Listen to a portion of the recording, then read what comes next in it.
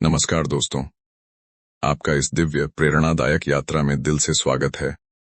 आज आप यहाँ सिर्फ एक कहानी सुनने नहीं आए, बल्कि एक ऐसी रोशनी को छूने आए हैं जिसने करोड़ों लोगों के जीवन को बदल दिया है। आपके आने के पीछे एक कारण है। शायद आप भी जीवन में शांति ढूंढ रहे हैं, शायद आप किसी प्रश्न का उत्तर खोज रहे हैं, या शायद आप अपने भीतर छिपी शक्ति को जगाना चाहते हैं। और मुझे खुशी है कि आपने सही स्थान चुना, क्योंकि आज हम साथ चलेंगे बुद्ध के पथ पर, एक ऐसे पथ पर जो दुख को शक्ति में बदलता है, अज्ञान को प्रकाश में और बेचैनी को गहरे मौन में। और मैं आपको सच कहता हूं, अगर आप इस वीडियो को अंत तक सुनेंगे तो आपके जीवन की समझ ही बदल जाएगी। आप जानेंगे दुख क्यों आता है, मन क्यों भटकता है, और शांति आखिर कहां छुपी है। बुद्ध की शिक्षा केवल इतिहास नहीं, यह आज के जीवन का विज्ञान है। लेकिन आगे बढ़ने से पहले आपसे एक छोटा सा अनुरोध है। यह चैनल हम सबकी एक आध्यात्मिक यात्रा है। अगर आप ऐसी ही ज्ञान पूर्ण, शांतिदायक और जीवन को बदल देने वाली कहानियां नियमित सुनना चाहते हैं, अभी चैनल को सब्सक्राइब कर लीजिए। वीडियो को लाइक करिए ताकि YouTube इसे और खोजने वालों तक पहुंचा सके। और वीडियो को शेयर कर दीजिए, शायद किसी एक व्यक्ति की जिंदगी बदल जाए। तो आइए, अब धीरे धीरे आंखें बंद करें, एक गहरी सांस लें और कदम बढ़ाए उस महान जागरण की ओर जिसे दुनिया बुद्धत्व कहती है।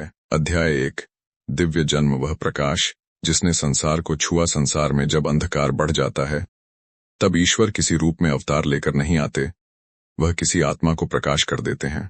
और इतिहास उस आत्मा को गुरु नानक के नाम से जानता है।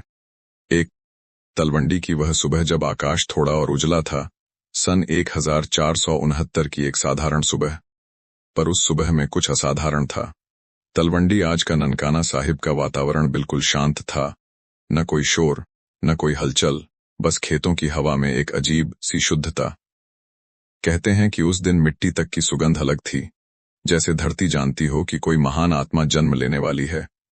मेहता कालू और माता तृप्ता के घर उस दिन कोई सामान्य बालक नहीं आया। एक ऐसा प्रकाश अवतरित हुआ जिसे युगों से मानवता पुकार रही थी। लोग कहते हैं उस सुबह सूरज थोड़ा देर से निकला और निकलकर असामान्य रूप से तेज चमका, मानो प्रकृति स्वयं घोषणा कर रही हो, एकता का संदेश लेकर कोई आया है। 2 नन्हा नानक जो रोया नहीं, बस मुस्कुराया। कथा मिलती है कि जन्म के क्षण पर नन्हे नानक ने रोने की जगह मुस्कुराया। यह संकेत था, यह बालक किसी पीड़ा से नहीं, किसी उद्देश्य के साथ आया है। दाई ने पहली बार उस बच्चे को गोद में लिया तो उसके शरीर में एक कंपन सी हुई।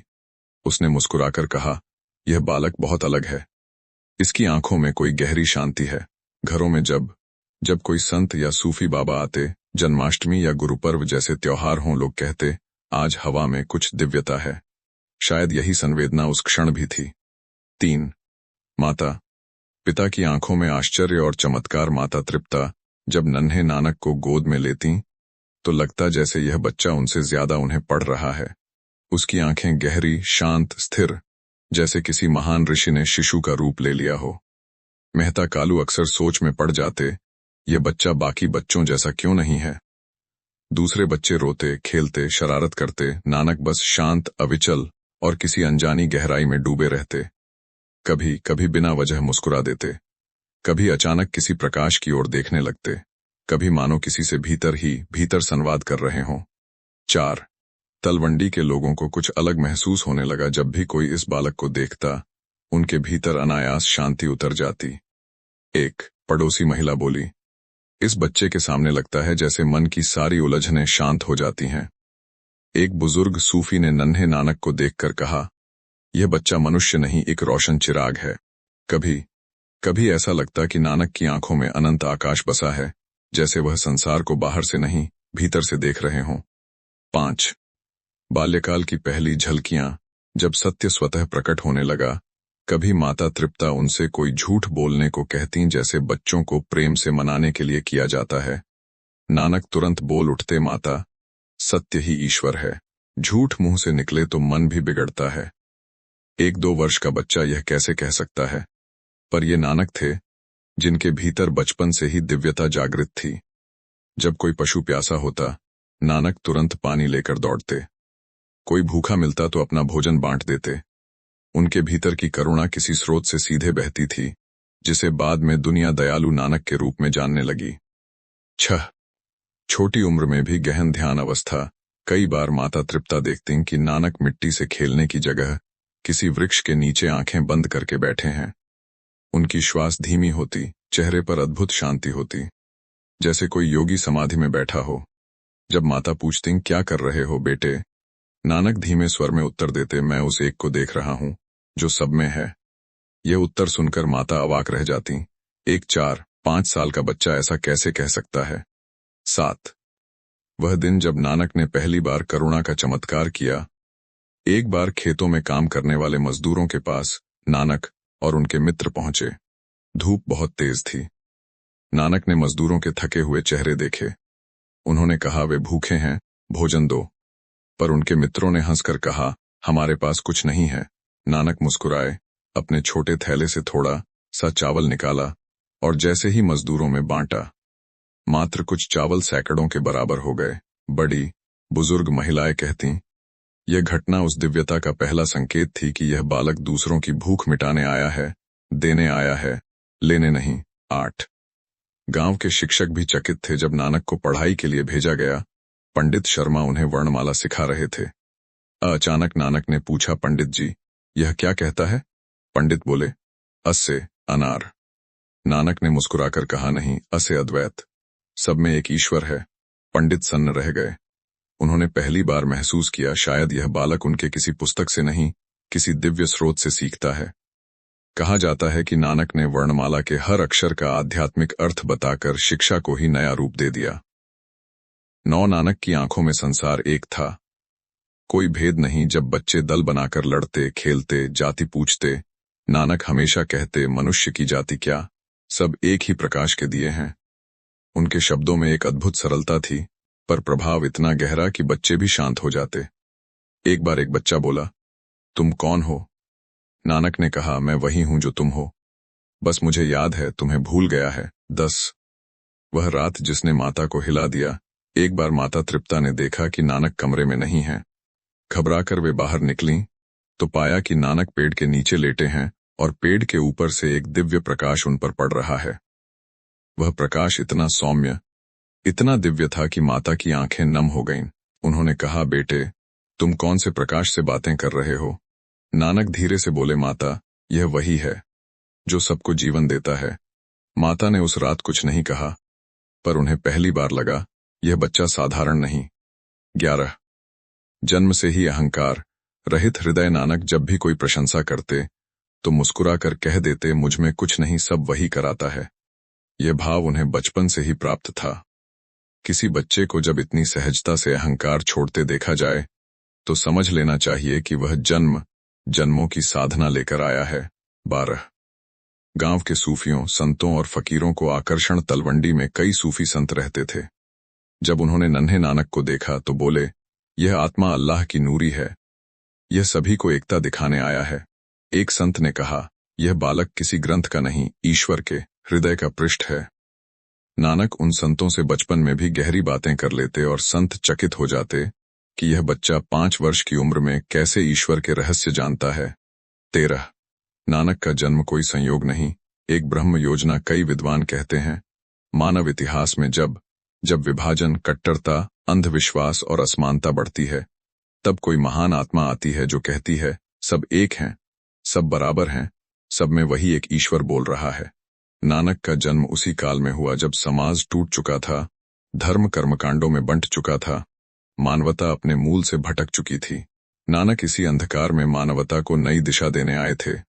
14 बचपन की मुस्कान मानो ईश्वर का संदेश। लोग कहते हैं, जब नानक मुस्कुराते थे तो अजीब सी शांति हवा में फैल जाती थी, जैसे किसी ने घंटों की ध्यान साधना की हो। बुजुर्ग महिलाएं कहती, इस बच्चे की मुस्कान कोई चमत्कार है, यह दिल की गांठें खोल देती है। और यही नानक की पहली पहचान थी, वह दिलों को छू लेते थे, चाहे सामने कुछ कहें या न कहें।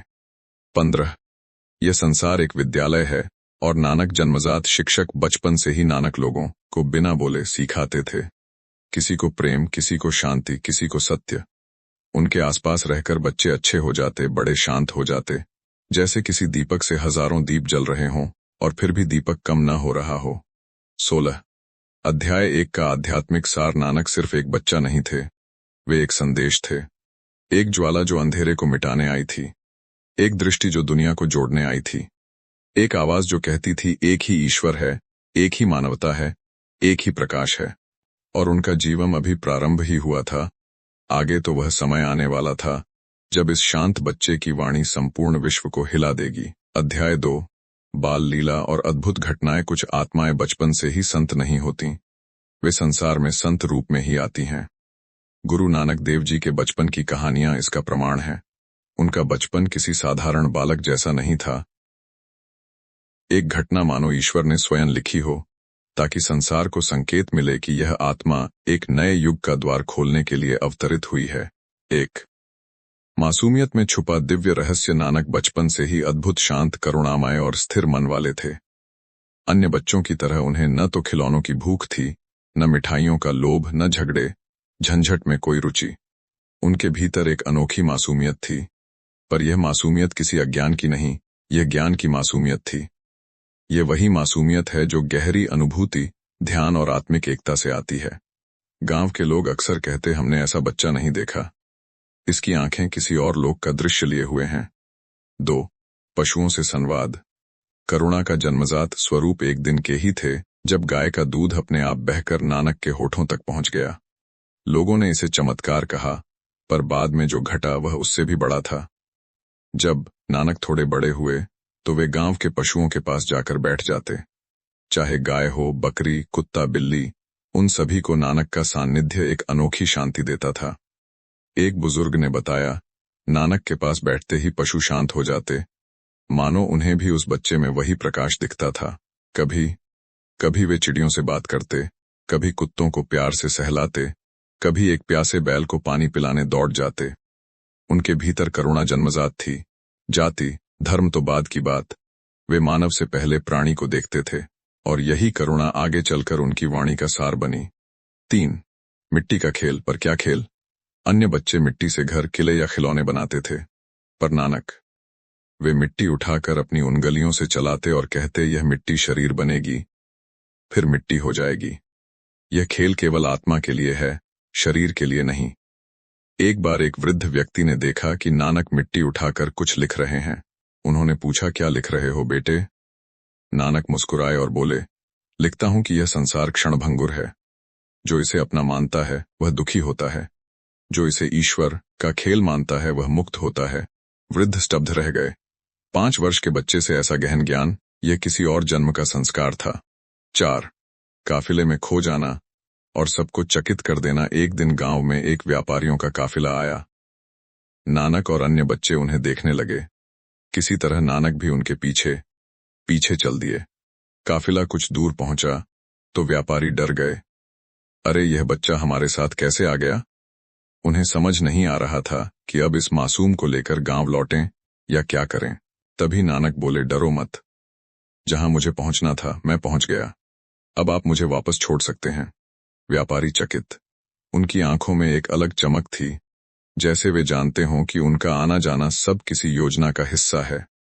जब वे नानक को घर छोड़ने आए, माता तृप्ता ने रोते हुए पूछा, बेटे तुम गए क्यों थे? नानक बोले, माता, मैं खोया नहीं था, मैं बस किसी को रास्ता दिखाने गया था। व्यापारी की आंखें भर आईं। उन्होंने कहा, माता जी, यह बच्चा कोई सामान्य नहीं, इसकी उपस्थिति में मन अपने आप बदल जाता है। 5 भोजन बांटना। नन्हा नानक और सच्चा सौदा का प्रथम बीज। एक दिन मेहता कालू ने घर में मेहमान बुलाए। खाना बहुत बना था, लेकिन कुछ गरीब बच्चे बाहर भूखे खड़े थे। नानक ने माता से पूछा, माता, ये बच्चे भूखे क्यों हैं? माता ने कहा, बेटे सबको कैसे खिलाए? नानक मुस्कुराए।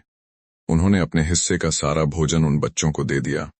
फिर कहा, माता, जब कोई भूखा हो और भोजन हमारे पास हो तो ईश्वर हमसे पूछता है, क्या तुम भी मेरे जैसे बनोगे? यह वह पहला बीज था जिससे आगे चलकर वंड छक्कों का सिद्धांत जन्मा, और सच्चा सौदा की नींव भी यहीं से पड़ी। 6 पहली बार ध्यान की झलक। एक दिन गांव में आग लगी। लोग भाग रहे थे, चिल्ला रहे थे, धुआं चारों ओर फैल गया था, लेकिन नानक एक पेड़ के नीचे बैठे शांत, आंखें बंद किए हुए थे। एक आदमी चिल्लाया, बच्चा बच जा। आग पास आ रही है। नानक ने आंखें खोलीं और बोले, आग बाहर है, मेरे भीतर नहीं। उनकी शांति देखकर लोग उन्हें गोद में उठाकर बाहर ले गए। सब हैरान थे, आखिर इतना छोटा बच्चा इतनी स्थिरता कैसे रख सकता है। लोग कहते हैं कि वह पल किसी चमत्कार जैसा था, मानो आग भी उनकी आंतरिक दिव्यता को पहचान गई थी। 7 गुरु बनाम पंडित। बालक से विजयी सत्य नानक को शिक्षा के लिए पंडित को भेजा गया। एक दिन पंडित शर्मा ने कहा, बेटे, ये वर्णमाला याद करो। नानक ने पूछा, पंडित जी, हर अक्षर का कोई अर्थ भी होता है क्या? पंडित ने कहा, हूं।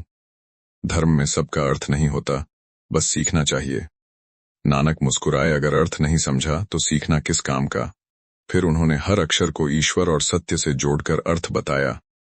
आद सच आरंभ में परम सत्य का कर्ता पुरख, वह जो सब कराता है, सतनाम उसका नाम ही सत्य है। पंडित घुटने टेक कर बैठ गए। बच्चे, तू कौन है? तेरे भीतर यह ज्ञान कहां से आया? नानक ने कहा, जहां से आपका आया है। बस मुझे याद है, आप भूल गए हैं। नानक और विपरीत स्वभाव के बच्चे, कुछ बच्चे अक्सर लड़ते थे, कभी जाति पर, कभी शक्ति पर, कभी अहंकार पर। एक दिन एक बच्चा दूसरे को धक्का दे रहा था। नानक ने पास जाकर कहा, क्या तुम्हें अच्छा लगेगा अगर कोई तुम्हें ऐसे धक्का दे? बच्चा बोला, नहीं, पर उसने पहले किया। नानक ने कहा, दूसरे की भूल पर अपना मन क्यों बिगाड़ता है? अगर तुम रुक जाओ तो झगड़ा यहीं खत्म। उस बच्चा बोला, पर मैं रुका तो लोग कहेंगे कि मैं कमजोर हूं। नानक बोले, जिसका मन शांत है वही सबसे मजबूत है। उस दिन पहली बार बच्चों ने नानक को अपना सच्चा नेता देखा, जो बिना बल के सिर्फ प्रेम से सबको जिता रहा था। 9 प्रकृति की भाषा। नानक का गहन संबंध। नानक को प्रकृति से अजीब सा संबंध था। वे पौधों से बात करते, नदियों के किनारे बैठकर घंटों देखते, आकाश को निहारते हुए अचानक कुछ गुनगुनाने लगते। एक बार हवा तेज थी, एक पेड़ हिलता था। नानक ने पेड़ को छूकर कहा, डरो मत, हवा भी उसी की है जिसने तुम्हें लगाया है। लोग कहते हैं कि पेड़ उस क्षण शांत हो गया था। यह प्रकृति के साथ एक आंतरिक संवाद था, जो केवल वही कर सकता है जो स्वयं प्रकृति की शक्ति से जुड़ा हो। नानक की करुणा की परीक्षा। एक बार कुछ बच्चे एक पक्षी के बच्चे को पकड़कर खेल रहे थे। वह पक्षी पिता से गिर गया था और पंख भी नहीं खुले थे। नानक ने देखा तो तुरंत भागे। उन्होंने बच्चों से कहा, इसे मत सताओ, इसका दर्द तुम्हारी खुशी नहीं बन सकता। बच्चे हंसकर बोले, ये तो खेल है। नानक बोले, जो अस्तित्व में है वह खेल नहीं, उसके भीतर भी वही प्रकाश है जो हमारे भीतर है। उनके शब्दों में इतनी गहराई थी कि बच्चों ने पक्षी छोड़ दिया। नानक ने कोमल हाथों से उसके घाव पर पानी लगाया, फिर उसे सुरक्षित झाड़ी में रखा। लोग कहते हैं कुछ दिनों में वह पक्षी उड़ने लगा था। 11 गांव के लोग नानक को अलग नजर से देखने लगे। धीरे धीरे नानक की करुणा, शांति, गहनता, मधुरता और गूढ़वाणी गांव भर में फैलने लगी। सूफी, फकीर, संत, महात्मा जब भी तलवंडी आते तो इस बच्चे को देखकर चकित रह जाते। एक सूफी बाबा ने कहा, यह बच्चा आने वाले समय में हिंदू मुसलमान का भेद मिटा देगा। यह एकता का दीपक है। 12 अजीब घटना। जब नाना उन्हें मंदिर ले गए, एक बार उनके नाना उन्हें एक मंदिर में ले गए। भजन हो रहे थे, सभी लोग झूम रहे थे। नानक शांत खड़े थे। नाना ने पूछा, तुम भजन क्यों नहीं कर रहे? नानक बोले, नाना जी, यह भजन बाहर हो रहा है, अगर भीतर हो तो शब्द की जरूरत नहीं। नाना का मन कांप गया। वे जानते थे कि 5 साल का बच्चा ऐसा नहीं बोल सकता। यह उस आत्मा की वाणी थी जो जन्म से जागृत है। 3 वह रात जब आधी उम्र के संत हिल गए। एक बार एक संत का प्रवचन गांव में हुआ। लोग बैठे सुन रहे थे, नानक भी चुपचाप बैठे थे। प्रवचन के अंत में संत ने पूछा, किसी को कुछ पूछना है? नानक ने हाथ उठाया। आपने कहा कि ईश्वर दूर है, पर अगर वह दूर है तो हम कैसे सितारे देख सकते हैं? जो असली चीज है वह सबसे पास होती है। संत स्तब्ध, लोग स्तब्ध। क्या किसी बच्चे ने इतना बड़ा आध्यात्मिक प्रश्न पूछ लिया? संत ने कहा, तू बच्चा नहीं, एक जागृत आत्मा है। 14 बचपन का निष्कर्ष। मनुष्य नहीं, एक धुन जन्मी थी। नानक का बचपन किसी अध्याय की तरह नहीं, एक संगीत की तरह था। एक ऐसा संगीत जो एकता, करुणा, सत्य, प्रेम और ईश्वर की धुन बजाता था। उनके खेल भी शिक्षा थे, उनकी मुस्कान भी उपदेश, उनका मौन भी गीत, उनकी उपस्थिति भी भजन। और लोग कहने लगे थे, यह बालक बड़ा होकर दुनिया को बदलेगा। लेकिन किसी को पता नहीं था कि वही शांत भोला सा बच्चा कुछ वर्षों बाद ऐसे रहस्य का अनुभव करेगा जो मानव इतिहास में अमिट छाप छोड़ देगा। नदी बेई का वह दिव्य अनुभव। अध्याय 3। सच्चा सौदा का गूढ़ संदेश। गुरु नानक देव जी के जीवन का यह अध्याय उस पवित्र घटना का वर्णन करता है जिसने उनकी आध्यात्मिक महानता को बाल्यावस्था में ही उजागर कर दिया। सच्चा सौदा यह केवल एक व्यापारिक घटनाक्रम नहीं था, बल्कि एक आध्यात्मिक क्रांति की शुरुआत थी। इस अध्याय में हम इस कथा के गूढ़, गहन और आज के जीवन में लागू होने वाले वास्तविक अर्थों को समझेंगे। भाग 1। घटना की पृष्ठभूमि। नानक बचपन से ही शांत, सरल लेकिन अत्यंत चिंतनशील थे। उनकी दृष्टि हमेशा लोगों के दुखों, पीड़ाओं और उनकी मानसिक दुविधाओं पर जाती। वे अक्सर प्रकृति से, पंछियों से, पानी और हवा से अदृश्य संवाद किया करते। जब उनके पिता कल्याणचंद मेहता कालू ने देखा कि नानक परंपरागत व्यापार या नौकरी में रुचि नहीं लेते, तो उन्होंने सोचा कि शायद उन्हें व्यवसाय की पहली शिक्षा दी जाए। उन्होंने नानक को 20 रुपए दिए और कहा, बेटा, यह पैसे लो और इससे कोई अच्छा व्यापार करो जिससे लाभ हो। भाग 2। नानक की दृष्टि में लाभ क्या था? नानक ने पैसे को देखा, फिर आसमान की ओर देखा, मानो भीतर से एक संदेश उतर रहा था। सच्चा लाभ वह है जिससे किसी की भूख मिटे। सच्चा व्यापार वह है जहां लेन देन में परमात्मा की सुगंध हो। वे धन को लाभ कमाने की वस्तु नहीं, बल्कि करुणा को प्रकट करने का अवसर देखते थे। भाग 3। भूखे साधुओं से मुलाकात। नानक बाजार की ओर जा रहे थे कि रास्ते में कुछ भूखे, बीमार और थके हुए साधु मिले।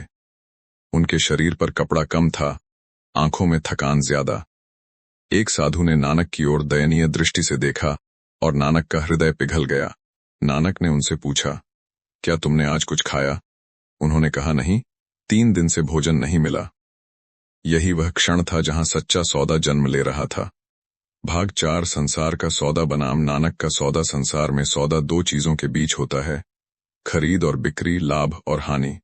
लेकिन नानक ने जो सौदा किया वह था दया और सेवा का सौदा, जहां लाभ आत्मा का और हानि अहंकार की।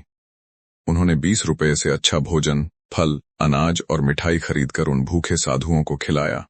लेकिन यह सिर्फ भोजन नहीं था, यह मनुष्य के भीतर छिपे दिव्य प्रेम को जागृत करने का एक माध्यम था। इस घटना को देखकर उनका साथी बैलू हैरान था। उसने पूछा, नानक, यह क्या किया? तुम्हारे पिता तो लाभ वाला व्यापार चाहते थे। नानक ने मुस्कुराकर कहा, भाई, इससे बड़ा लाभ क्या होगा कि भूखे को भोजन मिल जाए। यही सच्चा सौदा है। भाग 5। पिता की नाराजगी और गांव में चर्चा। जब नानक वापस लौटे और पिता ने पूछा, कितना लाभ हुआ? नानक सहज भाव से बोले, पिताजी, सच्चा सौदा करके आया हूं। जब पिता ने पूरा विवरण सुना तो उन्हें लगा कि नानक ने पैसा बर्बाद कर दिया। क्रोध पैदा हुआ। लेकिन जब गांव वालों ने सुना तो उनके भीतर सम्मान जागा। नानक ने तो वह व्यापार किया है जो सदियां बीतने के बाद भी लोगों को लाभ देता रहेगा। भाग 6। इस घटना का आध्यात्मिक संदेश। यह अध्याय गुरु नानक देव जी की पहली सार्वजनिक आध्यात्मिक शिक्षा है। 1।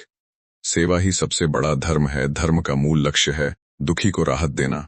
नानक ने सिखाया, ईश्वर की तलाश मंदिरों, मस्जिदों, तीर्थों के चक्कर में नहीं, बल्कि किसी भूखे को भोजन करवाने में है।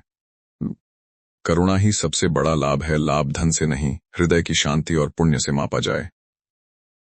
जो सबका भला करे वही सच्चा व्यापारी है। व्यापार केवल धन का नहीं, भावनाओं, समय, प्रेम, सेवा का भी होता है। 4। ईश्वर वही है जहां भूखा पेट तृप्त हो। नानक का संदेश था, जिनका पेट भरता है उनका दिल भर जाता है, और दिल भर जाए वहीं पर ब्रह्म बसता है। भाग 7। आज के युग में सच्चा सौदा कैसे अपनाएं। किसी भूखे को भोजन कराना, किसी के शिक्षा खर्च में मदद करना, अपना समय दान देना, बुजुर्गों की सेवा करना, किसी उदास व्यक्ति को हिम्मत देना, मिलने वाले हर व्यक्ति के साथ प्रेमपूर्वक व्यवहार। नानक का संदेश सरल है। जहां प्रेम और सेवा है वहीं स्वयं गुरु नानक हैं। भाग 8। सच्चा सौदा की गहराई। यह केवल कहानी नहीं है। इस घटना का गूढ़ अर्थ यह है कि मनुष्य को अपने जीवन में क्या खोजनी चाहिए। धन, नाम, प्रतिष्ठा। नानक कहते हैं, सच्चा सौदा वह है जिससे मन पवित्र हो जाए और कर्म ईश्वर को समर्पित हो जाएं। यह घटना बताती है कि नानक राजपाट नहीं चाहते थे, वे चाहते थे मानव हृदय में सोई करुणा की ज्योति प्रज्वलित हो। भाग 9। पाठक/दर्शक के लिए इस अध्याय का भावनात्मक संदेश: यदि आप भी कभी किसी जरूरतमंद को देखते हैं और मन में हल्की सी करुणा उठती है, तो जान लीजिए गुरु नानक उसी क्षण आपके भीतर बोल रहे हैं। जब आप किसी की मदद करते हैं और बदले में कुछ नहीं लेते, तो आप भी सच्चा सौदा कर रहे होते हैं। आप संसार से क्या ले गए, यह महत्वपूर्ण नहीं, आपने संसार को क्या दिया, यही आपका वास्तविक लाभ है। अध्याय 4 नानक का दिव्य ज्योति प्रबोध का प्रसाद। सच्चा सौदा की घटना के बाद नानक के भीतर जो आध्यात्मिक करुणा जागृत हुई थी, वह धीरे धीरे एक दिव्य चेतना, एक शांत विराट प्रकाश और एक अनहद अनुभव में बदलने लगी। नानक धीरे धीरे उस अवस्था की ओर बढ़ रहे थे जहां मनुष्य स्वयं को नहीं बल्कि ईश्वर को केंद्र में रखकर जीना शुरू कर देता है। यह अध्याय उनके जीवन के उस चरण को बताता है जब नानक एक साधारण बालक से एक जागृत आत्मा बन रहे थे। भाग 1। बचपन में ही दिव्य चिंतन का विकास। नानक बचपन से ही असाधारण थे। जहां दूसरे बच्चे खेलते, वहां नानक बैठकर घंटों पानी की धारा को निहारते, हवा की आवाज सुनते, पत्तों में परमात्मा की लय खोजते। वे पूछते, यह सब अपने आप कैसे चल रहा है? कौन है जो सबको चला रहा है? उनके मन में सवाल थे, पर मन में अहंकार नहीं था। यही उन्हें भविष्य का सद्गुरु बना रहा था। भाग 2। एक अनोखा बालक। गुरु की आभा पहले से थी। साधु, फकीर और ज्ञानी लोग जब उन्हें देखते तो कहते, यह बालक साधारण नहीं है। इसके माथे पर ज्ञान की रेखाएं हैं, इसकी आंखों में करुणा की नदी बहती है। नानक की आंखों में एक ऐसा प्रकाश था जिसे देखकर लोग अपने भीतर की अंधकार को पहचान लेते थे। भाग 3। नानक का ईश्वर। निरंकार की झलक। नानक का ईश्वर कोई मूर्ति नहीं, कोई स्थान नहीं, कोई नाम नहीं। उनका ईश्वर था निरंकार, जिसे न देखा जा सकता है पर महसूस किया जा सकता है। वे कहते, जो हवा में है, जो पानी में है, जो हर जीव में है, जो मेरे भीतर है, वही प्रभु है। यह विचार उम्र से बहुत आगे की सोच थी। भाग 4। प्रबोध का पहला अनुभव। अंतरात्मा की आवाज। एक रात नानक खेतों के पास बैठे थे। चंद्रमा बादलों में छिपा हुआ था। हवा में हल्की ठंडक थी। नानक की आंखें बंद हुईं और अचानक उन्हें भीतर से एक तेज प्रकाश दिखाई देने लगा, जैसे किसी ने उनके हृदय में दीपक जला दिया हो। उन्होंने सुना, नानक, तू अकेला नहीं है। जिस सत्य की तू खोज कर रहा है वह तेरे भीतर ही है। ये एक आंतरिक जागरण था। नानक ने जाना, मनुष्य का वास्तविक जीवन बाहर नहीं, भीतर से शुरू होता है। भाग 5। नाम की अनुभूति। दिव्य संगीत का पहला स्पर्श। नानक ने पहली बार अनहद नाद सुना, एक निरंतर गूंजता दिव्य संगीत। न कोई वाद्य, न कोई गायक, फिर भी संगीत। इस संगीत ने उनकी चेतना को बदलना शुरू किया। अब उनके जीवन का उद्देश्य स्पष्ट था, नाम जपाना, प्रेम जगाना और संपूर्ण मानवता को एक का बोध कराना। भाग 6। मन का शुद्ध होना, अहंकार का गलना। नानक कहते, जहां अहंकार है वहां प्रभु का प्रकाश नहीं आता। और वे स्वयं अहंकार को क्षण क्षण पिघलाते जा रहे थे। वे सबके साथ प्रेम से बोलते, गरीबों के साथ बैठकर भोजन करते, जानवरों तक को परमात्मा का रूप समझते। प्रकृति के प्रति सम्मान बढ़ता गया। नानक अब एक ऐसे मार्ग पर थे जहां मैं का कोई स्थान नहीं था, सिर्फ तू ही तू, यानी ईश्वर। भाग 7। गांव में नानक का प्रभाव। गांव के लोग अब नानक को अलग नजर से देखने लगे थे। बच्चे उन्हें गुरु जैसा मानते, बुजुर्ग कहते, यह दिव्य बालक है। साधु लोग उनकी संगति में आने लगे। माता तृप्ता के मन में गर्व और आश्चर्य दोनों थे। नानक सरल थे, पर साधारण नहीं, जैसे कि जीवन के रहस्य उन्हें जन्म से ही ज्ञात हों। भाग 8। पहली शिक्षा। सब में ज्योत। ज्योत में सब एक दिन गांव की सरोवर पर बैठे हुए नानक ने कहा, ईश्वर को कहाँ ढूंढते हो? वह तुम्हारे पास ही नहीं, तुम्हारे भीतर ही नहीं, तुम हो ही वही। लोग हैरान रह गए, लेकिन नानक की आंखों में जो सत्य था वह उनके शब्दों में भी झलक रहा था। उन्होंने समझाया, सब में प्रभु है, पेड़ में, पशु में, पत्थर में और प्रत्येक मनुष्य के हृदय में। नानक यह संदेश लेकर जन्मे थे, विविधता में एकता और एकता में ईश्वर। भाग 9। दिव्य प्रकाश का विस्तार और एक महत्वपूर्ण संकेत। धीरे धीरे नानक का आचरण बदल रहा था। वे कम बोलते, पर गहराई से बोलते, कम चलते, पर विचारों से दूर तक जाते, कम खाते, पर प्रेम से खिलाते, कम दिखते, पर सबके दिलों में बसते। यह वह अवस्था थी जहां एक साधारण जीवन धीरे धीरे दिव्यता में रूपांतरित हो रहा था। तृप्ता माता और मेहता कालू को महसूस होने लगा, नानक की राह आम मनुष्यों की राह नहीं है। उनके आगे एक विशाल आध्यात्मिक यात्रा खड़ी है। भाग 10 पाठक/दर्शक के लिए संदेश जागरण अंदर से आता है। नानक की दिव्य ज्योति हमें सिखाती है, प्रकाश बाहर से नहीं, भीतर से आता है। ईश्वर दूर नहीं, हृदय में है। प्रेम ही धर्म का मूल है। करुणा ही ईश्वर का वास्तविक स्वरूप है। जब मन शांत होता है, अहंकार पिघलता है और भीतर से आवाज आती है, मैं भी उसी प्रकाश का अंश हूं, तभी मनुष्य का सच्चा प्रबोध शुरू होता है। अध्याय 5 नानक और मलिक भगो सत्य का संघर्ष। गुरु नानक देव जी के जीवन की जिस घटना ने कर्म, कमाई और नैतिकता को नए अर्थ दिए, वह थी मलिक भगो के साथ उनका सामना। यह घटना केवल विवाद नहीं थी, यह थी धन की पवित्रता बनाम धन की बर्बरता का संघर्ष। यह कहानी हमें बताती है कि सच्ची कमाई क्या होती है और गलत कमाई किस प्रकार मनुष्य की आत्मा को अंधकार में ले जाती है। भाग 1 मलिक भगो धनवान लेकिन कठोर हृदय। मलिक भगो उस समय के सरकारी अफसर, धनाढ्य व्यक्ति और सामाजिक प्रभाव वाले लोगों में माना जाता था। उसकी हवेली बड़ी थी, भोजन की विपुल व्यवस्था, लेकिन उसकी कमाई में शोषण की दुर्गंध थी। वह मजदूरों से मेहनत करवाता पर मजदूरी नहीं देता, गरीबों की पगार काट लेता और अमीरों के सामने भव्य दावतें देता। उसका धन चमकता था पर भीतर से कालिक था। भाग 2 नानक की सरलता और लहना की पवित्रता। दूसरी ओर नानक थे सादगी, पवित्रता और करुणा की मूर्ति। उनके साथ उस समय लहना भाई लहना जी, बाल आदि साधक थे जिन्होंने नानक के साथ सेवा का मार्ग अपनाया था। ये लोग स्थानीय किसानों, मजदूरों के साथ बैठकर सरल भोजन करते, सच बोलते और सच्चा काम करते। नानक का हृदय सत्य में था, मलिक भगो का हृदय अहंकार में। भाग 3 मलिक भगो का भव्य भोज। अहंकार की दावत। एक दिन मलिक भगो ने पूरे कस्बे के प्रतिष्ठित लोगों को भव्य दावत पर बुलाया। शानदार पकवान, सुगंधित भोजन, दरवाजों पर सुरक्षा, सैकड़ों मजदूर व्यवस्था में लगे हुए। उसने नानक को भी बुलावा भेजा, पर इरादा शुद्ध नहीं था। वह चाहता था कि लोगों को दिखाऊं कि इतना धर्मात्मा कहलाने वाला नानक आखिरकार मेरे यहाँ खाने आया है। यह अहंकार का निमंत्रण था।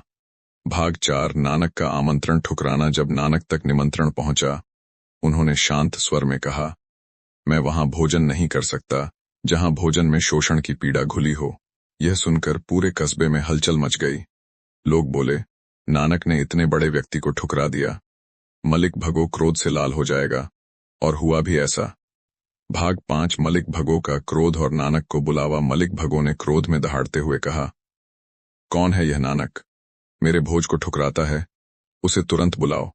नानक को बलपूर्वक नहीं पर आदरपूर्वक बुलाया गया, क्योंकि लोग जानते थे नानक किसी का अपमान नहीं करते। जब नानक पहुंचे, मलिक भगो ने ताना मारते हुए कहा, मेरे भोज में क्या कमी है? क्या तुम इससे अधिक पवित्र भोजन कहीं पाते हो? नानक मुस्कुराए।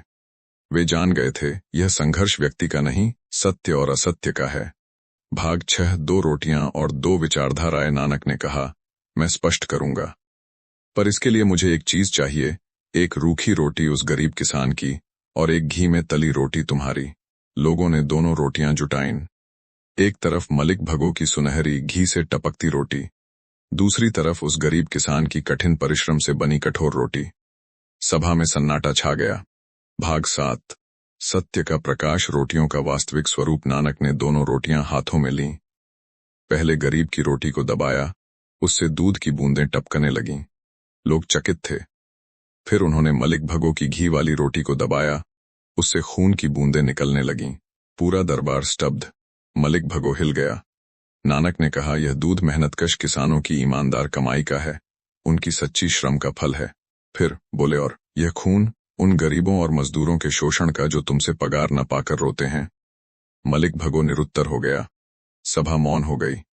भाग 8 धन की पवित्रता का पाठ। नानक ने गहरी आवाज में कहा, जो कमाई किसी के आंसू से भीगी हो, वह भोजन नहीं, पाप बन जाता है। और जो कमाई श्रम से हो, ईमान से हो, वह अमृत के समान है।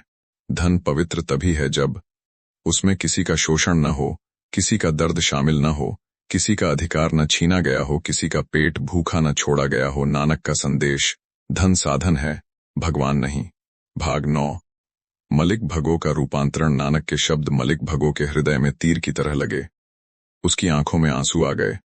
वह घुटनों पर बैठ गया और बोला, मैंने जीवन भर पाप की कमाई की, अब मुझे मार्ग दिखाओ। नानक ने कहा, पहला कदम, जो मजदूर भूखे हैं उन्हें उनका हक दो।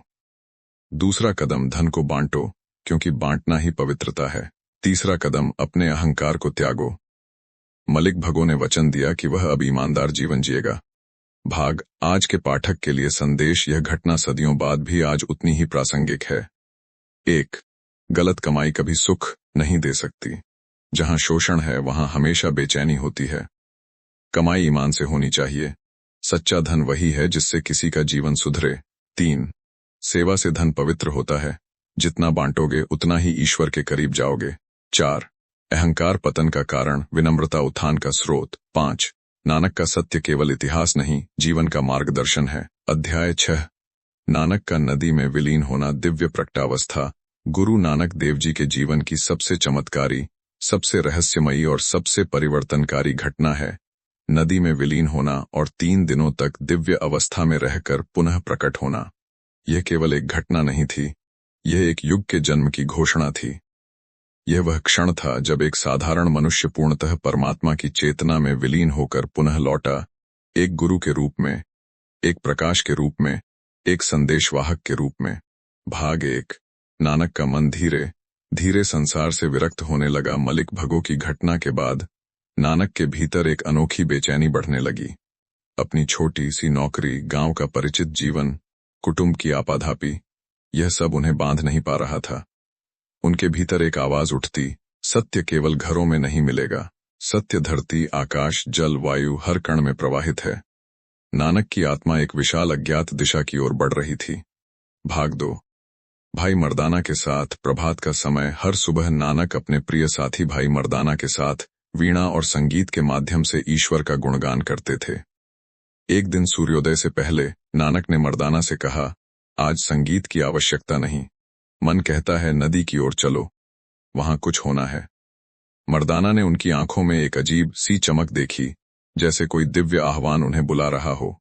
भाग 3. नदी बेइन के तट पर मौन क्षण। नानक नदी के तट पर पहुंचे। सूरज उग रहा था, पानी सोने जैसा चमक रहा था, हवा में किसी अनजानी शांति की सुगंध थी। नानक ने वस्त्र उतारे और नदी में उतरे। वे सामान्य की तरह नहाने नहीं गए, वे गए अंतरात्मा के गहरे जल में डूबने। कुछ क्षण बाद मर्दाना ने नानक को खोजा, पर वे दिखे ही नहीं। भाग 4. लोग बोले नानक डूब गए। मर्दाना चिल्लाए, गांव वाले दौड़े आए, सबने नदी में खोजा, पर नानक कहीं नहीं मिले। पूरा गांव शोक में डूब गया। माता तृप्ता रोती रहीं, मेहता कालू मौन हो गए। लोग कहते, नानक तो भगवान का व्यक्ति था, कैसे डूब गया? पर सच्चाई यह थी, नानक डूबे नहीं थे, वे ईश्वर की चेतना में उठाए जा चुके थे। भाग 5. 3 दिनों का दिव्य अनुभव। न मैं हिंदू न मुसलमान, ये 3 दिन मानव इतिहास के सबसे पवित्र, सबसे अनोखे आध्यात्मिक अनुभवों में से एक हैं। नानक ने देखा एक अनंत प्रकाश, न कोई रूप, न कोई देह, न कोई भाषा, बस अनुभव, सर्वव्यापक निरंकार की उपस्थिति, जिसमें सब कुछ एक है, जहां न धर्म है न भेदभाव, जहां केवल एक ओंकार है। और वहीं उन्हें संदेश मिला, नानक, तू मेरा सत्य संसार को सुना। हे मेरे दास, जा और कह, न कोई हिंदू न मुसलमान, सब मेरी संतान हैं। यह वाणी मानवता की एकता का घोषणा पत्र बन गई। इन 3 दिनों में नानक पूर्णतः जागृत आत्मा बन गए थे। भाग 6. नानक का पुनः प्रकट होना। 3 दिनों बाद सबकी आंखें आश्चर्य से फैल गईं। नानक नदी से बाहर आए। उनके चेहरे पर एक ऐसा तेज था जो पहले कभी नहीं था। आंखों में अद्भुत शांति, माथे पर ज्ञानी संत की आभा। गांव वालों ने पूछा, नानक, तुम कहाँ थे? नानक ने मुस्कुराकर कहा, जहां सब कुछ है, जहां कुछ भी नहीं है, वहीं था। उनके शब्दों ने गांव को हिला दिया। भाग 7. पहली दिव्य वाणी। एक ओंकार सतनाम। नानक ने अपने अनुभव का सार इन शब्दों में गायन शुरू किया। एक ओंकार सतनाम करता, पुरख निर्भव निर्वैर अकाल मूरत अजूनी सा गुरमुखी, पोय अनुस्वर गुर प्रसाद। यह केवल मंत्र नहीं था, यह ब्रह्म की अनुभूति से निकली वाणी थी। यह थी गुरु ग्रंथ साहिब की नींव। यह थी नानक के धर्म, एक ओंकार, एक मानवता, एक ईश्वर का आधार। भाग 8. नानक की चेतना अब मनुष्य की नहीं, दिव्यता की थी। उस दिन के बाद नानक सामान्य नहीं रहे। वे बोलते तो वाणी दिव्य लगती, चलते तो जैसे धरती पर नहीं, किसी ऊंचे ध्येय पर चल रहे हों। मुस्कुराते तो जैसे ईश्वर मुस्कुरा रहा हो। उनका हर शब्द, हर दृष्टि, हर कदम मानवता को दिशा देने लगी। अब नानक गुरु थे, सतगुरु नानक देव जी। भाग 9 नदी से लौटकर उन्होंने पहला संदेश दिया। उन्होंने सभी को एकत्र करके कहा, धर्म वेशभूषा से नहीं, हृदय की पवित्रता से होता है। ईश्वर दूर नहीं, हर प्राणी में है। न कोई ऊंचा न कोई नीचा, सब एक प्रकाश की संतान है। जिसमें अहंकार है वह ईश्वर को नहीं देख सकता। यह संदेश उस समय की धार्मिक राजनीति, कट्टरता और भेदभाव पर तीर की तरह लगा। भाग 10 आधुनिक पाठक/दर्शक के लिए यह घटना क्यों महत्वपूर्ण है। यह अध्याय हमें 3 गहरी बातें सिखाता है। 1. आध्यात्मिक जागरण भीतर से आता है, यह किसी गुरु द्वारा दिया नहीं जाता। यह भीतर स्वतः प्रकट होता है। तारांकन 2. धर्म का अर्थ वही है जो नानक ने देखा, मानवता एक है। 3. यदि मन शांत हो जाए और हृदय प्रेम से भर जाए तो मनुष्य अपने भीतर ईश्वर का पहला प्रकाश देख सकता है। अध्याय 7 नानक का वैश्विक संदेश, प्रेम, करुणा और एकत्व भूमिका। वह संदेश जो सीमाओं से परे है। गुरु नानक देव जी की आध्यात्मिक यात्रा केवल पंजाब या भारत तक सीमित नहीं थी। उनका संदेश किसी एक धर्म, जाति या पंथ का नहीं था। उनका मिशन था पूरी मानवता को एक होने का मार्ग दिखाना। यह अध्याय उस वैश्विक संदेश का सार है जिसने इतिहास और चेतना दोनों को बदल दिया। प्रेम, करुणा और एकत्व। भाग 1 प्रेम। नानक का प्रथम धर्म। गुरु नानक देव जी का संपूर्ण जीवन एक ही केंद्र से घूमता है, प्रेम। उनके लिए प्रेम कोई भावना नहीं बल्कि ईश्वर की अनुभूति का द्वार था। 1. प्रेम को उन्होंने कर्म के रूप में जिया। जहां भी गए भूखों को भोजन दिया, रोगियों की सेवा की, गरीबों के लिए लंगर की नींव रखी। उनका संदेश था जिसमें प्रेम नहीं उसमें ईश्वर नहीं। 2. प्रेम में विभाजन नहीं होता। नानक जी कहते थे, सबते वड्डा सतगुरु नानक जिन्हीं विछोड़े मिलाए। अर्थात सच्चा गुरु वही है जो अलग हुए हृदयों को जोड़ दे। 3. प्रेम का विस्तार धर्मों से ऊपर है। उनके लिए प्रेम का अर्थ था हर जीव में ज्योत को देखना। जब ज्योत ही एक है तो अलगाव कैसे। भाग 2 करुणा। वह शक्ति जो मानव को ईश्वर बनाती है। प्रेम हृदय को खोलता है लेकिन करुणा उसे क्रियाशील बनाती है। गुरु नानक देव जी जहां कदम रखते वहां करुणा संजीवनी की तरह बहती थी। करुणा के बिना धर्म अधूरा। धर्म केवल पाठ, पूजा, परंपरा नहीं, दूसरे के दुख को अपना मानकर उसे कम करना ही सच्चा धर्म है। एक बार एक व्यक्ति उनसे बोला, मैं रोज पूजा करता हूं, क्या मैं धार्मिक हूं। नानक जी मुस्कुराए और बोले, जब किसी भूखे को भोजन खिलाएगा तब तू धार्मिक होगा। 2. करुणा का नियम। सब में प्रकाश देखो। जब मानव यह जान लेता है कि सामने वाला भी ईश्वर का ही रूप है तब करुणा स्वतः जन्म लेती है। 3. करुणा का अभ्यास। गुरु नानक जी ने अपनी यात्राओं उदासियों में करुणा के 3 रूप दिखाए। दयालु हृदय, हर व्यक्ति की पीड़ा को सुनना। दयालु कर्म, सेवा को धर्म बनाना। दयालु दृष्टि, किसी को छोटा या बड़ा न मानना। भाग 3 एकत्व। नानक का परम संदेश। यह अध्याय का सबसे गहरा और निर्णायक भाग है। प्रेम और करुणा तो मार्ग हैं पर एकत्व मंजिल है। 1. ओंकार का अर्थ। नानक देव जी ने कहा, एक ओंकार सतनाम। इस मंत्र में संपूर्ण ब्रह्मांड समाया है। स्रोत एक है, सृष्टि एक है, चेतना एक है, हम सब एक हैं। यह एकत्व ही सारा आध्यात्मिक रहस्य है। 2. नानक का एकत्व का विज्ञान। नानक देव जी ने दुनिया को बताया, वह एक ईश्वर किसी आकार में नहीं बंद, वह सब जगह है, हर श्वास में है, हर धड़कन में है। 3. विभाजन मन की भ्रमना है। उन्होंने कहा, मन के पर्दे हटाने हैं, संसार तो पहले ही एक है। धर्म अलग हो सकते हैं, विचार अलग हो सकते हैं, भाषाएं अलग हो सकती हैं, लेकिन मनुष्य का हृदय एक ही है। भाग 4 प्रेम, करुणा और एकत्व। तीनों का रहस्यपूर्ण संबंध। गुरु नानक देव जी के संदेश को समझने के लिए इन तीनों को अलग अलग नहीं देखा जा सकता। प्रेम हृदय को खोलता है, करुणा हृदय को क्रियाशील बनाती है, एकत्व हृदय को सत्य तक पहुंचाती है। इन तीनों के बिना आध्यात्मिकता अधूरी है। इन तीनों के बिना जीवन भी अधूरा है। भाग 5 किस तरह यह संदेश संपूर्ण विश्व में फैल गया। 1. 28 वर्षों की उदासियां। गुरु नानक देव जी ने पूरे एशिया, अरब, तिब्बत, श्रीलंका, चीन तक यात्राएं की। इन यात्राओं में उन्होंने राजा, रंक, संत, सिपाही सबके साथ बैठकर सत्य का संदेश दिया। हर मुलाकात में एकत्व का प्रकाश। जहां भी जाते पहले वह व्यक्ति की पीड़ा समझते, फिर प्रेम देते, फिर सत्य का ज्ञान देते। उन्होंने किसी धर्म को नहीं तोड़ा, बल्कि सभी में छिपे दिव्य बीज को सिंचा। 3.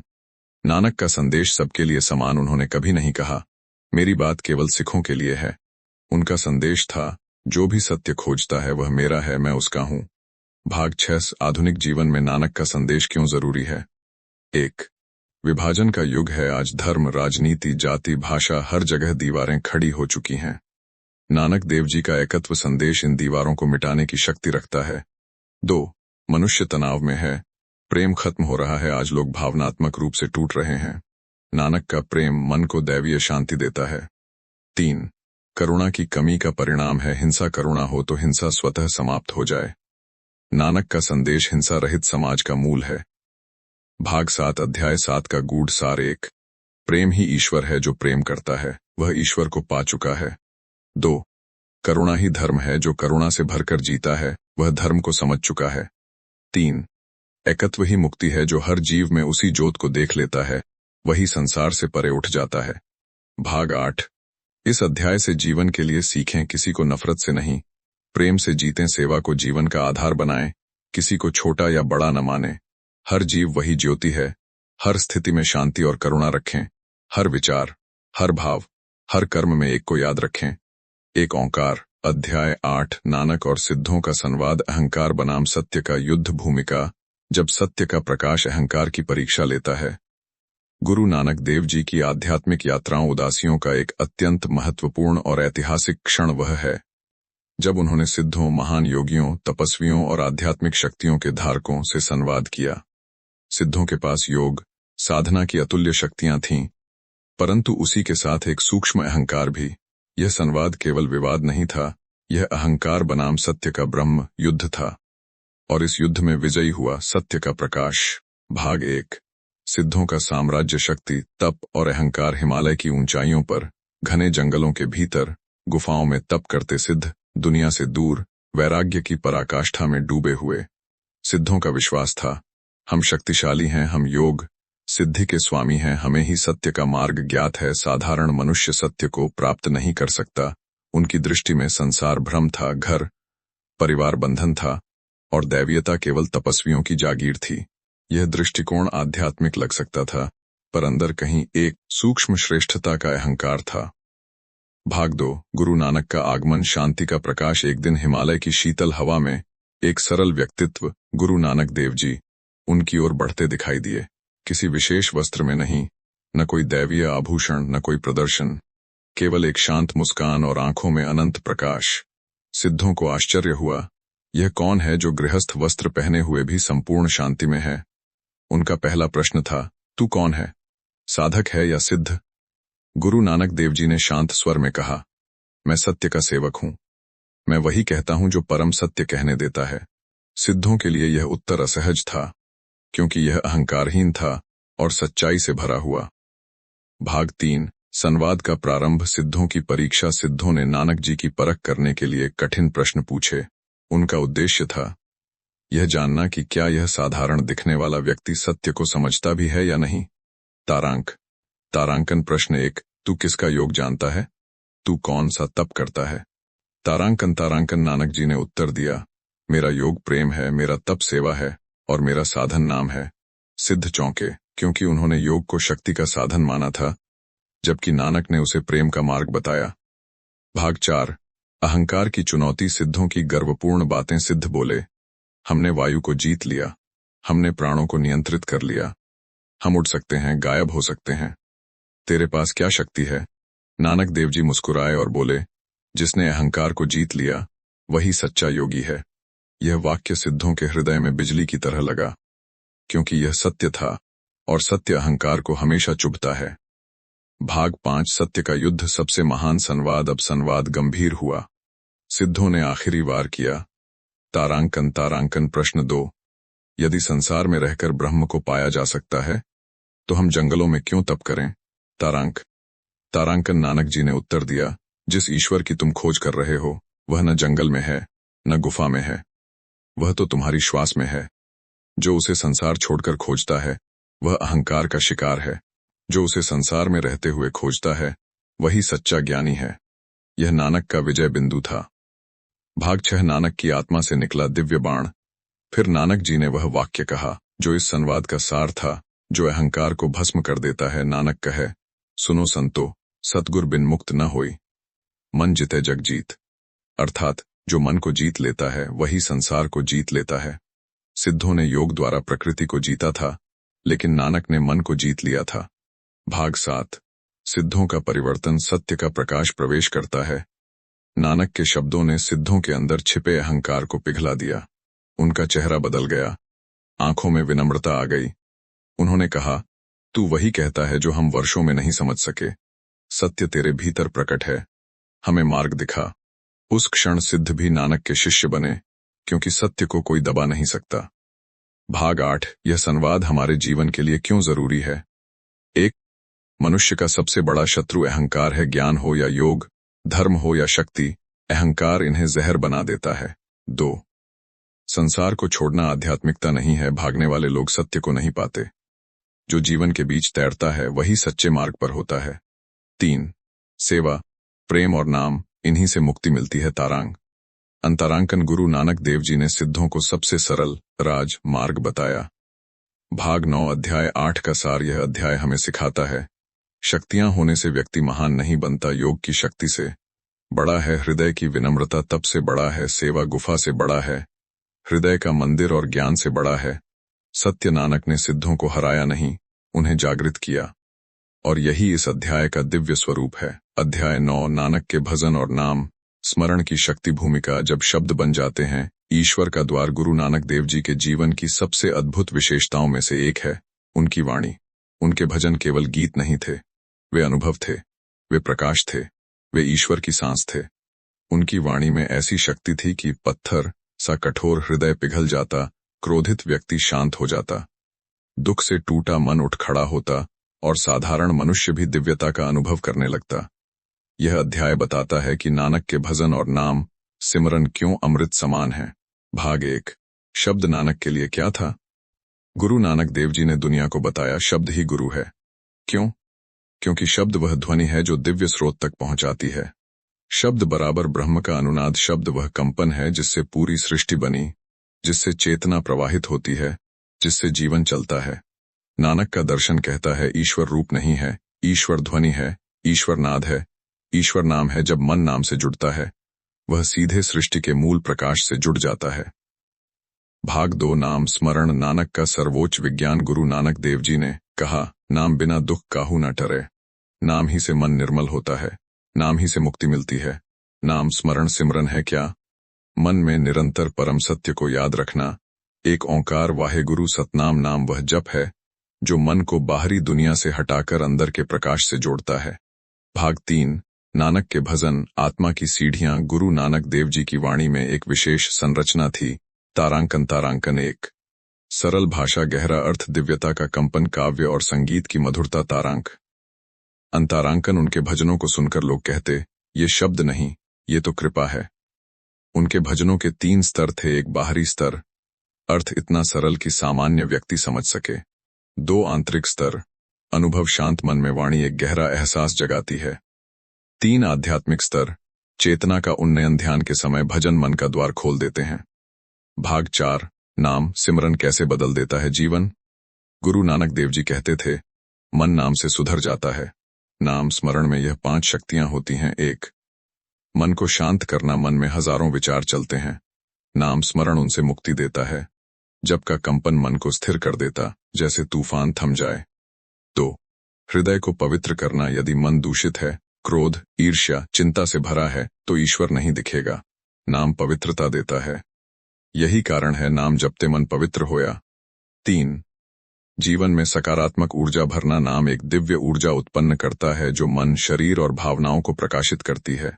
इससे चिंता कम होती है, निर्णय सही होते हैं, व्यक्ति शक्तिशाली महसूस करता है। 4। ईगो, अहंकार को नष्ट करना। नानक कहते थे, अहंकार ही जन्म मरण का कारण है। नाम सिमरन अहंकार को पिघलाकर मन को विनम्र बना देता है। 5। आत्मा को ईश्वर से जोड़ना। नाम वह पुल है जो मनुष्य को ब्रह्म से जोड़ देता है। जो नाम में डूब गया वह संसार में रहते हुए भी संसार से परे हो जाता है। भाग 5। नानक के अमर भजन। कुछ उदाहरण। यह भजन केवल शब्द नहीं, आत्मिक अनुभव के शिखर हैं। एक एक ओंकार सृष्टि का मूल रहस्य। 2 सतगुरु नानक प्रगट्या ईश्वर प्रकाश का अवतरण। 3 जो तू प्रेम खेलन का चाओ प्रेम के मार्ग का सत्य। 4 मन तू ज्योत स्वरूप है मनुष्य की दिव्यता का उद्घाटन। इन सभी भजनों में नाम स्मरण की ज्वाला जलती है। भाग 6 एक रात की घटना जिसने दुनिया बदल दी। कहा जाता है कि एक गांव में रात के समय गुरु नानक देव जी भजन गा रहे थे। वह भजन इतना दिव्य था कि पौधे तक झुकते थे, हवा रुककर सुनती थी, पक्षी तक मौन हो जाते थे। उनके भजन ने पूरे गांव को बदल दिया। लोगों ने कहा, यह भजन नहीं था, यह तो ईश्वर था जो स्वयं बोल रहा था। इस घटना से स्पष्ट होता है, गुरु नानक की वाणी केवल संगीत नहीं, आत्मा को जगाने की शक्ति थी। भाग 7 नानक का सारा धर्म एक वाक्य में। गुरु नानक देव जी ने पूरी आध्यात्मिकता को एक संक्षिप्त सूत्र में बांध दिया। नाम जपो, किरत करो, वंड छक्को। लेकिन इन तीनों में सबसे मूल शक्ति है नाम जपना। नाम के बिना शेष दोनों भी अधूरे हैं। नाम मन को दिशा देता है। भाग 8 आधुनिक जीवन में नाम सिमरन क्यों अनिवार्य है। 1 तनाव बढ़ रहा है, नाम मन को तुरंत शांत करता है। 2 नकारात्मक विचार बढ़ रहे हैं, नाम प्रकाश का प्रवाह खोलता है। 3 रिश्तों में खटास बढ़ रही है, नाम हृदय को करुणामय बनाता है। 4 ईश्वर से दूरी बढ़ रही है, नाम हमें स्रोत तक वापस ले जाता। भाग 9 अध्याय 9 का सार। नाम और भजन केवल धार्मिक परंपरा नहीं, आध्यात्मिक ऊर्जा के स्तंभ हैं।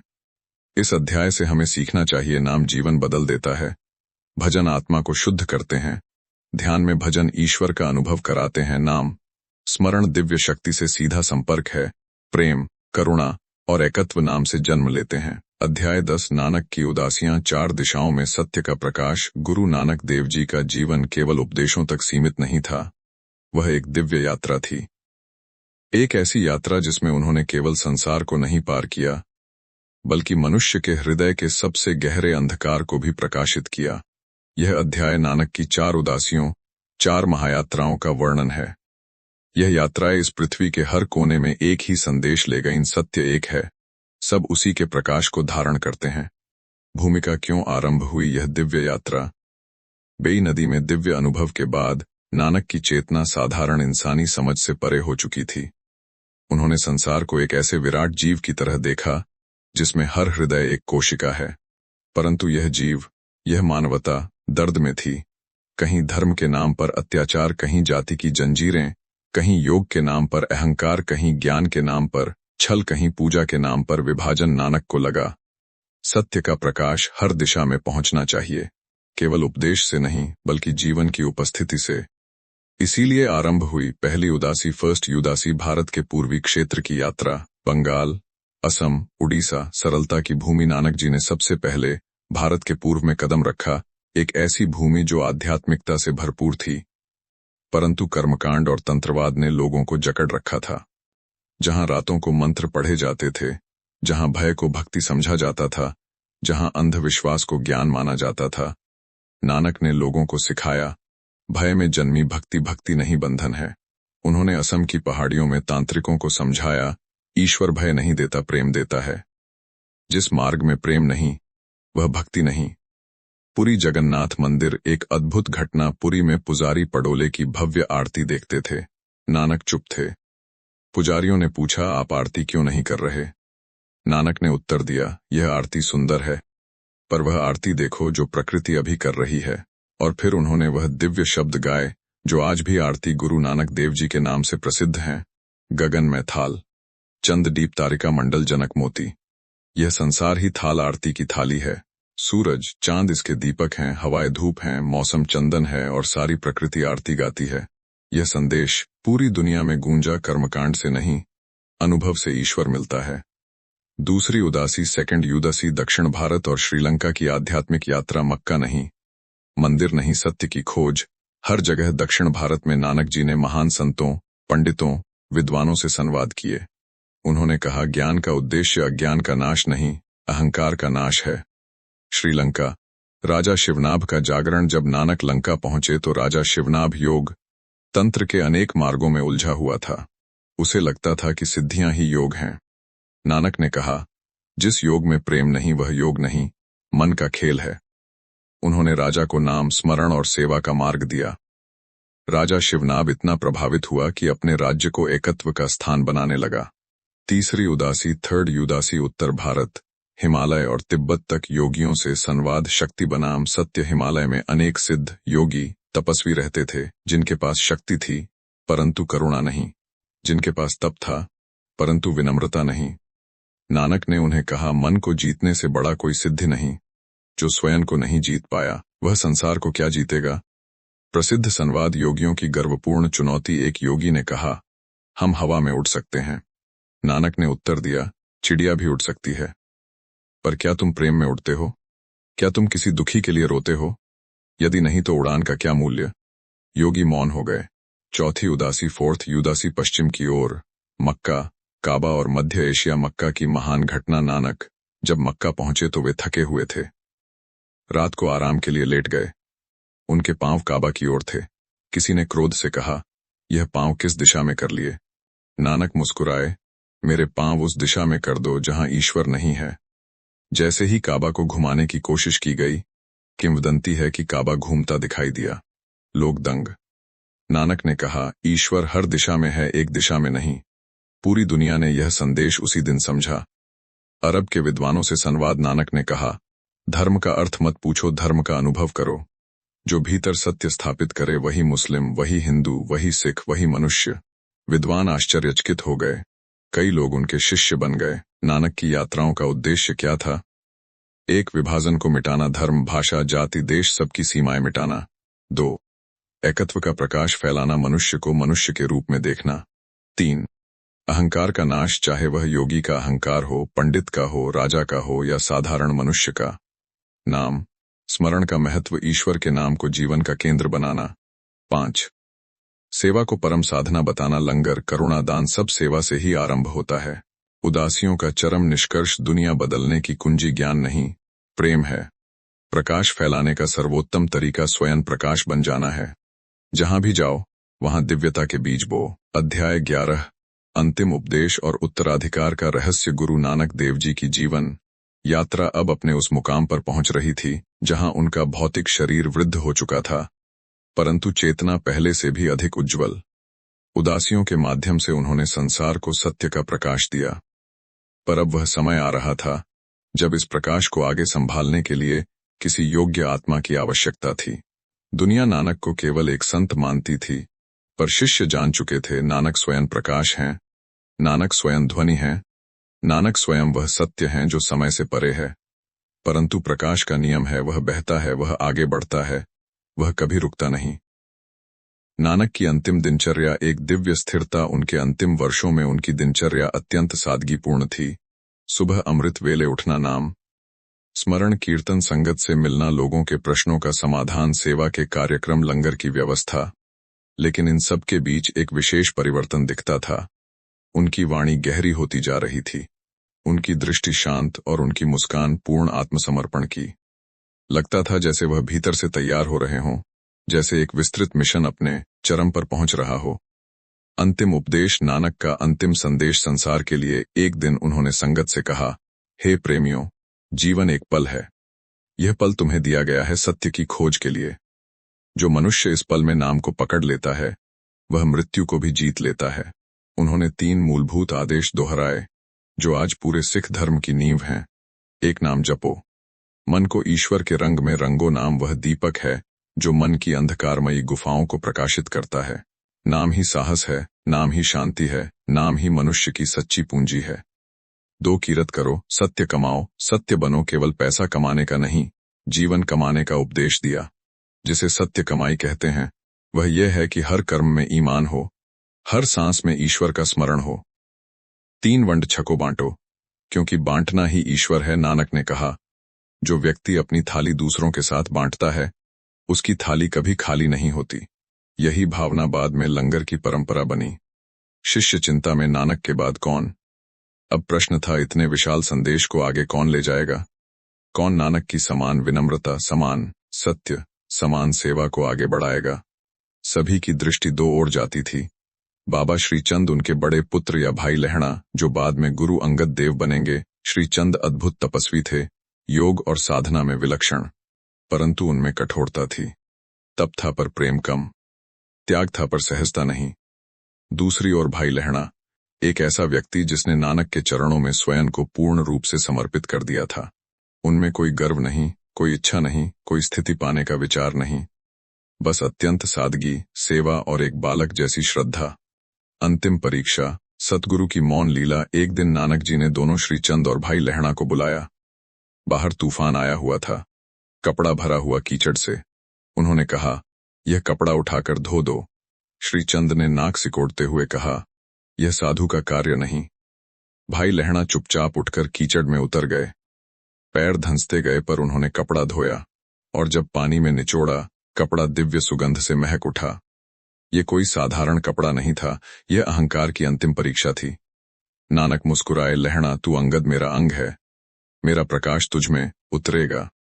यही वह क्षण था जब संसार ने समझा, सच्चा उत्तराधिकारी वह नहीं जो योगी हो, बल्कि वह जो विनम्र हो, जो प्रेम में पिघल गया हो। गुरुगद्दी का रहस्य। गुरु नानक से गुरु अंगद तक प्रकाश का हस्तांतरण। एक दिन विशाल संगत एकत्र की गई। नानक जी ने कहा, हे संगतो, जिस प्रकाश ने मुझे चलाया, वही प्रकाश अब लहणे में प्रकट होगा। उसका नाम अंगद है। यह मेरा ही रूप है। जैसे एक दिया दूसरे दिए को प्रकाश देता है, प्रकाश समाप्त नहीं होता, फैलता है। लहणा जी अत्यंत विनम्र होकर बोले, मैं तो मात्र धूल हूं, आपकी ज्योति ही सब कुछ है। नानक ने कहा, धूल होना ही सबसे बड़ी योग्यता है। और इस प्रकार गुरु नानक से गुरु अंगद आइए तिलक और वर्षा का समारोह आरंभ हुआ। यह कोई राज तिलक नहीं था, यह चेतना का तिलक था। नानक का अंतिम समय, प्रेम का महासागर। अपने अंतिम दिनों में नानक और भी शांत हो गए। चेहरा एकदम उज्जवल, जैसे भीतर सूर्य उदय हो रहा हो। एक सुबह उन्होंने कहा, मेरा समय आ गया है। यह शरीर जो मिट्टी से बना मिट्टी को लौट जाएगा, पर जो प्रकाश है वह तुम्हारे भीतर जगेगा। हिंदू और मुस्लिम दोनों समुदाय एक साथ उपस्थित थे। किसी ने कहा, हम इन्हें हिंदू रीति से जलाएंगे। दूसरों ने कहा, हम मुस्लिम रीति से दफनाएंगे। नानक जी मुस्कुराए, मैं न हिंदू हूं न मुसलमान, मैं प्रकाश हूं, और प्रकाश को कोई प्रथा बांध नहीं सकती। उन्होंने एक शांति भरी सांस ली, आंखें बंद की, और जैसे कोई मिट जाता है, वे नहीं मिटे, वो बस प्रकाश में विलीन हो गए। चमत्कार। फूलों का रहस्य। जब लोग उनके शरीर को उठाने आए, वह वहां नहीं था। सिर्फ फूल पड़े थे, अद्भुत सुगंध से भरे। हिंदू और मुस्लिम दोनों ने फूलों को ले जाकर अपनी अपनी विधि से अंतिम संस्कार किया। यह दुनिया को अंतिम संदेश था, जो बांटता है वही नानक है। इस अध्याय का सार। गुरु नानक ने अंतिम क्षण तक प्रेम और एकत्व का उपदेश दिया। उन्होंने 3 मूल सिद्धांत देकर मानवता को नया मार्ग दिया। उत्तराधिकारी चुना तप के आधार पर नहीं, विनम्रता और सेवा के आधार पर। उनका जाना भी विभाजन मिटाने का संदेश था। नानक शरीर नहीं, प्रकाश हैं, और प्रकाश कभी समाप्त नहीं होता। अध्याय 12। गुरु नानक का शाश्वत संदेश आज के जीवन में कैसे उतारें। भूमिका। नानक का संदेश समय से परे है। गुरु नानक देव जी इतिहास की नहीं, चेतना की घटना है। उनकी वाणी केवल उनके समय के लिए नहीं थी, वह आज भी उतनी ही जीवंत, उतनी ही प्रभावशाली और उतनी ही परिवर्तनकारी है। सवाल है, उनका संदेश हम अपने जीवन में कैसे जिएं? कैसे मॉडर्न लाइफ में नानक का प्रकाश उतरे? यह अध्याय इसी प्रश्न का उत्तर है। एक ओंकार। हर व्यक्ति में एक ही प्रकाश देखें। गुरु नानक ने दुनिया को सबसे पहले जो सिखाया वह यही था, ईश्वर एक है, और वह हर आत्मा में बराबर रूप से धड़कता है। आज के जीवन में इसका अर्थ किसी के धर्म, जाति, भाषा, कपड़ों से उसे मत आंको। यदि किसी से मतभेद हो जाए तो उसे मनुष्य समझो। दुश्मन नहीं, किसी पर क्रोध आए, याद रखो उसमें भी वही दिव्य प्रकाश है।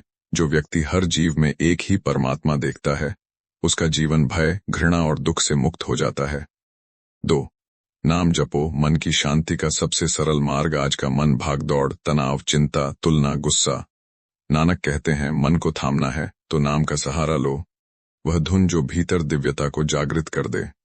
नाम जपने के आधुनिक रूप। वाहेगुरु का सिमरन सुबह 5 मिनट चलते समय, नहाते समय, काम पर जाते हुए, मोबाइल पर बीजीआर म्यूजिक की तरह जप सुनना, सोने से पहले 2 मिनट का जप। यह कोई धार्मिक कर्मकांड नहीं, यह मन की दवा है। जब मन नाम में ढल जाता है, भय टूटता है, अहंकार मिटता है, और भीतर एक शांति का झरना खुल जाता है। 3. कीरत करो। ईमानदारी ही सच्ची शक्ति है। गुरु नानक ने कहा था, सत्य कमाओ, आज दुनिया शॉर्टकट से भरी है, fake show off, social media तुलना, झूठी सफलता, लालच। नानक कहते हैं, जिसने ईमानदारी कमाई उसने जीवन कमाया। अपने जीवन में इसे ऐसे उतारें, काम में ईमानदारी, रिश्तों में पारदर्शिता, पैसे कमाने में पवित्रता, अपने वचन का सम्मान। जो व्यक्ति सत्य कमाता है वह भीतर से इतना मजबूत हो जाता है कि कोई परिस्थिति उसे नहीं तोड़ सकती। 4. वंड छको, बांटना ही ईश्वर है। नानक की दृष्टि में दुनिया का सबसे पवित्र कर्म दूसरों को देना, चाहे भोजन हो, समय हो, पैसा हो या बस एक मुस्कान। आज की दुनिया में वंड छको ऐसे जिएं, हर सप्ताह एक बार किसी को भोजन दें, किसी की पढ़ाई में मदद करें, अपने ज्ञान को बिना स्वार्थ बांटें, परिवार में किसी को समय दें, किसी दुखी को दिलासा दें। याद रहे, जितना दोगे उतना ही बढ़ोगे। 5. सेवा सेवर, जीवन का सबसे शक्तिशाली ध्यान। गुरु नानक के अनुसार सेवा ध्यान से भी महान है, क्योंकि सेवा वह है जो ईगो को खत्म कर देती है। आज हम कैसे सेवा करें? किसी बूढ़े को सड़क पार करा दें, किसी दुखी को अच्छी बात कह दें, घर में छोटे कार्य बिना बोले कर दें, किसी गरीब बच्चे की फीस भर दें, धरती के लिए कोई कार्य करें, ट्री प्लांटेशन आदि। सेवा वह कुंजी है जो मन को बिना किसी प्रयास के दिव्यता में बदल देती है। फियरलेसनेस, निडर जीवन जियो। नानक कहते थे, जिसने ईश्वर को जान लिया उसे किसी से डर नहीं।